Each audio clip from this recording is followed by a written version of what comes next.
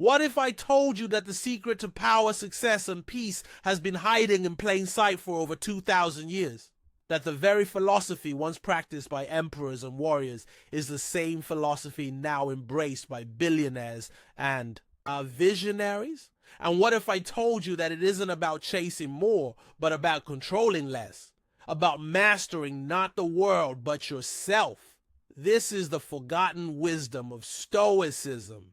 And it might just be the key to everything you've been searching for. Picture this: you lose a deal, your business crumbles, the market crashes. Most people would panic, rage, or collapse. But the Stoic stands still. The Stoic breathes. The Stoic asks, what is within my control and what is not? And from that moment, the chaos no longer owns them. Imagine living that way. Imagine walking through storms without being broken, holding calm when others tremble, holding focus when others scatter. That is why men like Marcus Aurelius ruled an empire, and why modern billionaires now whisper the same words to themselves in boardrooms and battlefields of commerce. Robert Rosencrantz, a self-made billionaire, put it simply: Stoicism was the cornerstone of his success. Not because it gave him strategies for profit, but because it gave him mastery over himself. It taught him to take full responsibility for his life, to stop wasting time blaming the world, and to start shaping his response to it. That is the essence of Stoicism. It is not about being emotionless. It is about being unshakable. And here's the irony. In a world obsessed with hacks, shortcuts, and quick wins, Stoicism asks you to slow down, to face discomfort, to embrace hardship, not run from it, to see every obstacle not as a roadblock but as fuel. The Stoics taught that the obstacle is the way. Every setback is an invitation. Every failure is training. Every pain is power waiting to be unlocked. And when you truly believe this, when you practice it every day, life cannot defeat you. But let's be honest, Stoicism is not easy. It demands radical responsibility. It demands that you stop pointing fingers, that you stop whining about unfairness, that you stop waiting for the world to change and start asking, what can I do right now with what I have? It is not about waiting for perfect conditions. It is about building strength in the storm.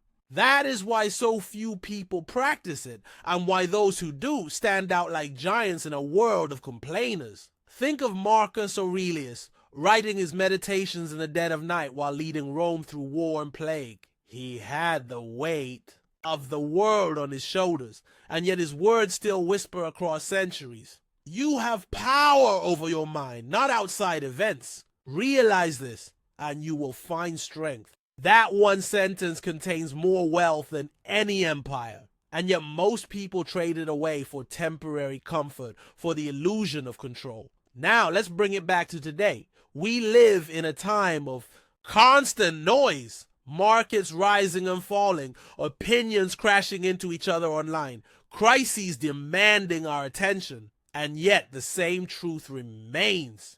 You cannot control the storm, but you can control your sail. The Stoic billionaire is not someone who has fewer problems. It's someone who has more power over how those problems shape him. So here is the challenge. Can you start living like a Stoic today? Can you wake up tomorrow and say, I will not waste my energy on what I cannot change. I will focus only on what is mine to command. My thoughts, my actions, my choices. Can you see every obstacle as a path? Every insult as training. Every failure as preparation. If you can, then you're already wealthier than most of the world. Because true wealth is not in your bank account. It is in your mind. The world does not need more men chasing fortune. It needs men strong enough to master themselves. Men who, when everything collapses, stand unshaken. Men who don't just survive chaos, but use it. That is the power of Stoicism.